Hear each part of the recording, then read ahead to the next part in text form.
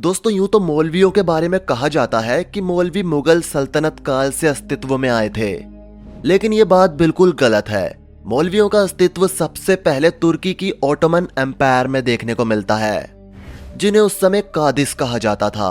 ये कादिस उस समय एक जज की तरह थे। ओटोमन एम्पायर की सल्तनत में बैठकर किसी की सजा को माफ करना, किसी को सजा देना और सजा किस तरह की होनी चाहिए, ये सारे फैसले कादिसों यानी कि मौलवियों के होते थे।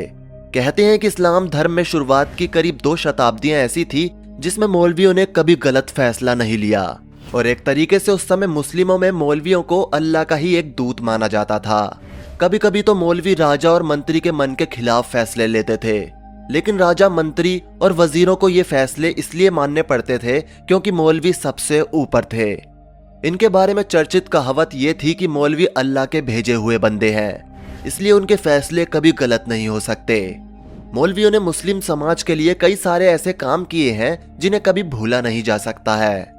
दोस्तों बहुत से लोग तो ऐसे होंगे जिन्हें अभी ये नहीं पता होगा कि आखिर ये मौलवी कहते किसको हैं और इनका काम क्या होता है।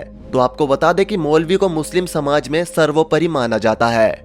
जैसे कि हिंदुओं में पंडित और पुरोहित को माना जाता है, बिल्कुल वैसे ही मौलवियों के बारे में मुसलमानों का कहना था कि मौलवी सुन्नी मुसलमान थे और यही ऊंचे दर्जे के मुस्लिम थे। मौलवियों का काम निकाह कराना, हलाला करना, मदरसे में बच्चों को पढ़ाना, छोटे बच्चों को शिक्षा देना, राज्य में सुल्तान से ज्यादा जनता के बारे में सोचना, लोगों को अपने धर्म को मानने का पैगाम देना और गैर धर्मों के लोगों को मुस्लिम धर्म में परिवर्तित करना आदि जैसे काम इन्हीं के थे। इसके अलावा भी कई सारे काम थे जो कि मौलवी करते थे। लेकिन दोस्तों कहते हैं कि समय एक जैसा नहीं रहता, समय बदलता है, और जैसे समय बीता तो पुराने लोग और पुराने होते गए और नए लोगों के हाथों में सल्तनत आई तो एकदम से परिवर्तन हुआ, और इस परिवर्तन ने इस्लाम को सबका दुश्मन बना दिया और खुद भी सबका दुश्मन बन गया। मौलवी खुद ही लोगों को गलत सलाह देने लगे। वो अपने स्वार्थ के आगे मंत्रियों के साथ मिलकर साजिश करने लगे, और जैसे सिक्के का दूसरा पहलू होता है, मौलवियों ने भी अपना दूसरा पहलू दिखाना शुरू कर दिया था। करीब 13वीं शताब्दी के शुरुआत में जब ओटोमन एम्पायर अपनी ताकत की वजह से सबकी नजरों में आया, इस समय आम जनता को लगा कि शायद अब सब कुछ अच्छा होगा, क्योंकि आमतौर पर जनता सरकार से यही उम्मीद रखती है कि सरकार जनता के लिए अच्छा काम करेगी, उसकी दुख तकलीफों को सुनेगी और उन्हें बेहतर रोजगार और काम देगी, जिससे उनका जीवन पहले से बेहतर हो जाएगा। और सरकार भी काम तो करती ही है, लेकिन जनता की उम्मीदों के विपरीत। जी हाँ, जैसे कि सरकार जनता को रोजगार के लिए तड़पा देती है, चीजों को इतना महंगा कर देती है कि आम इंसान भूख से मरने लगे, हर चीज पर जीएसटी के नाम पर इतना टैक्स लगा देती है कि इंसान टैक्स देते देते ही मर जाता है, और इसको नाम देती है गुड सर्विस टैक्स। यही काम उस समय ओटोमन के शासकों ने भी किया। शुरुआत में ओटोमन एम्पायर के सुल्तानों ने जनता के हित में काम किए, और इन सब के पीछे ओटोमन के मौलानाओं यानी मौलवियों का ही दिमाग था। शुरुआत में तो जनता इस साम्राज्य को काफी अच्छा समझती थी और अपने साम्राज्य की शुरुआत में ये काफी अच्छे भी थे, लेकिन जैसे जैसे सत्ता और जमीन का एक बड़ा भाग इनके हाथ आता गया, इनके भाव बढ़ते गए, और एक समय आया जब ओटोमन एम्पायर के पास दुनिया का एक बड़ा हिस्सा हो गया था। जनता उनकी गुलाम थी, और उस समय सबसे ज्यादा इज्जत मौलानाओं, मौलवियों और काजियों को दी जाती थी, क्योंकि ओटोमन की हर चाल के पीछे राज्य के मौलाना होते थे। वो झूठ फरेब के रास्ते से ही सही, लेकिन वो सुल्तानों को अपने बनाए हुए षड्यंत्र से जिता देते थे। ओटोमन साम्राज्य को आसमान की ऊंचाइयों पर पहुंचाने में इन सबका बहुत बड़ा हाथ था, लेकिन ओटोमन को गिराने में भी कहीं ना कहीं इन्हीं मौलानाओं का ही हाथ है। दोस्तों ओटोमन एम्पायर के पतन से पहले ओटोमन एम्पायर अपनी ताकत के चरम पर था। उस समय साम्राज्य में ना तो किसी तरह की पैसों की कमी थी और ना ही ताकत की। ओटोमन में मौजूद सारे सुल्तान एक दूसरे के सामने तो अपनापन दिखाते थे, लेकिन एक दूसरे की पीठ पीछे एक दूसरे को मारकर राज्य हड़पने की योजना बनाते थे। ये सब अलग अलग मौलवियों की ही करामात थी।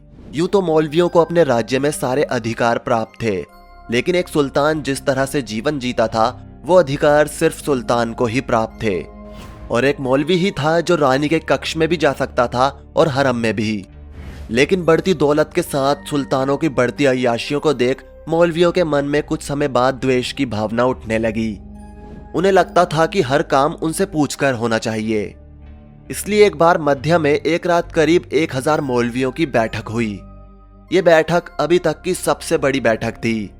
इस बैठक का आयोजन सीरिया के महल में हुआ था, क्योंकि सीरिया सुलेमान द मैग्निफिशिएंट के कब्जे में आता था और सुलेमान ऑटोमन एम्पायर के सबसे ताकतवर राजाओं में से एक था। ऊपर से उसकी बीवी हुर्रम सुल्तान थी, जिसके पास एक शैतान के दिमाग से भी ज्यादा खतरनाक दिमाग था। हुर्रम को इतिहासकार कहीं कहीं रॉक्सेलाना के नाम से भी कहते हैं। दोस्तों, जो 1000 मौलवियों की बैठक हुई, इस बैठक में सारे मौलवियों ने अपनी अपनी बात रखी। उस समय उन मौलवियों में सबसे बड़े मौलवी रफीक ने सबकी बातें सुनी और उन सबकी बात में एक ही चीज का जिक्र था कि साम्राज्य को बनाने और चलाने में जितना योगदान एक सुल्तान और सेना का है, उससे भी ज्यादा योगदान मौलवियों और मौलानाओं का है, क्योंकि राज्य का विस्तार करने के सारे षड्यंत्र तो हमारे ही होते हैं। इस बात में सब इस नतीजे पर पहुंचे कि अब से जिस चीज पर सुल्तान का अधिकार होगा, या तो उस चीज पर या फिर वैसी ही किसी दूसरी चीज पर मौलानाओं और मौलवियों का भी अधिकार होगा। इस नतीजे पर पहुंचने के बाद बैठक को समाप्त कर दिया गया और ओटोमन के सारे राज्य में सुल्तानों के लिए एक बैठक का फरमान पहुंचाया गया। अगले 3 दिनों में सारे सुल्तान एडिर्ने के राज्य में पहुंचे। सुल्तानों के साथ सभी मौलाना भी आए थे। सबने अपनी अपनी बातों को रखा और सुलेमान के सामने प्रस्तुत किया। सुलेमान ने सबकी बातें सुनी और कहा कि हम मौलाना, मौलवियों और काजियों की इज्जत करते हैं। ये अल्लाह के द्वारा भेजे हुए फरिश्ते हैं। इनकी सारी शर्तें हमें मंजूर है, लेकिन अगर कोई सुल्तान किसी से निकाह करके किसी को भी अपनी बीवी बनाता है तो उस पर आपका कोई अधिकार नहीं होगा। इस बात के बाद बैठक को समाप्त किया गया, लेकिन सभी मौलवी इस बात पर राजी नहीं थे। लेकिन इस बात पर वो सुल्तान के आगे कुछ कह भी नहीं सकते थे। उस दिन के बाद से मौलाना और मौलवियों में भी हवस सवार हो गई। जो मौलवी पहले शाही दफ्तर में बैठकर महल के अच्छे बुरे के लिए लोबान का धुआं देता था, वही मौलवी अब सुबह से शाम तक शाही हरम में लड़कियों के बीच लेटा रहता था, या फिर किसी भी खूबसूरत लड़की को महल से अपने साथ अपने घर ले जाता था और फिर उसको गुलाब के पानी से नहलाकर उसके रोम रोम का स्वाद लेता था। कुछ सुल्तानों को मौलवियों की ये हरकत पसंद नहीं आई, जिसके बाद उन्होंने मौलवियों का कत्लेआम करवाना शुरू कर दिया। पूरे ओटोमन की सबसे बड़ी घटना करीब 15वीं शताब्दी के अंत में घटी, जब रात के समय करीब आधे से ज्यादा मौलवियों को मार दिया गया। क्योंकि हुआ ही कुछ यूं कि सुलेमान ने एक दिन अपनी पत्नी हुर्रम सुल्तान के कक्ष से रात के समय एक मौलवी को बाहर आते देख लिया था। ये देखकर उसे शक हुआ और जब उसने अपनी बीवी पर नजर रखी तो उसने देखा कि दूसरी रात वो उसी मौलवी के साथ ही अपनी जिस्मानी जरूरतों को पूरा कर रही है और मौलवी भी सारी हदों को पार करके बिना डरे उसको भोग रहा है। बता दें, हुर्रम सुल्तान के 3 मौलवी सबसे ज्यादा पसंदीदा थे। इस घटना के बाद सुलेमान ने वो कत्लेआम मचाया कि इस कत्लेआम में ओटोमन एम्पायर के आधे से ज्यादा मौलवी खत्म हो चुके थे और उसने अपनी पत्नी हुर्रम सुल्तान की इस काली करतूत के बारे में किसी को कुछ नहीं बताया। अब नए नए मौलवियों को भर्ती किया गया। महल में आए हुए नए मौलवी, जो कि ना तो ज्यादा उम्र के थे और ना ही उन्हें ज्यादा अनुभव था, वो सभी निहायती अय्याश किस्म के थे। वो महल में काम कम और अपनी मनमानियां ज्यादा करते थे। वो नजर बचाकर कहीं ना कहीं से शाही हरम में घुस ही जाते थे और वहां घुसकर अलग अलग देशों से लाई गई लड़कियों का भोग लगाते थे। उस दिन के बाद से पूरे ओटोमन को मिलाकर इस्लाम में लगातार गिरावट देखी गई। वो समय था कि अगर ओटोमन एम्पायर चाहता तो शायद पूरी दुनिया पर राज करता, क्योंकि उस समय ओटोमन एम्पायर ने पूरे यूरोप को अपनी चपेट में ले रखा था और धीरे धीरे विस्तार बढ़ ही रहा था। इतिहास में कभी किसी साम्राज्य ने इतनी तरक्की नहीं करी थी जितनी ओटोमन एम्पायर ने की थी, लेकिन जितनी तेजी से ये साम्राज्य बढ़ा उतनी ही तेजी से गिरा भी। और इसके गिरने का कारण मौलवियों को ही बताया गया, जो एक समय के बाद सिर्फ गलत कामों में ही पड़ गए थे और मौका पाते ही वो महल की रानी हो या राजा की कोई रखैल किसी को नहीं छोड़ते थे। उन्हें बस सामने से एक इशारा मिलना चाहिए। कुछ मौलवी तो ऐसे थे जो हरम की लड़कियों में ही पड़े रहते थे। जब उनका मन करता तब वो काम करते और कुछ देर बाद वापस सो जाते। दोस्तों, वैसे तो मुस्लिमों का इतिहास ज्यादा पुराना नहीं है, लेकिन इन्होंने इस पूरी दुनिया पर अधिकार करने की पूरी कोशिश की थी और दुनिया के सबसे बड़े शासनों में से एक शासन इस्लाम का भी रहा है।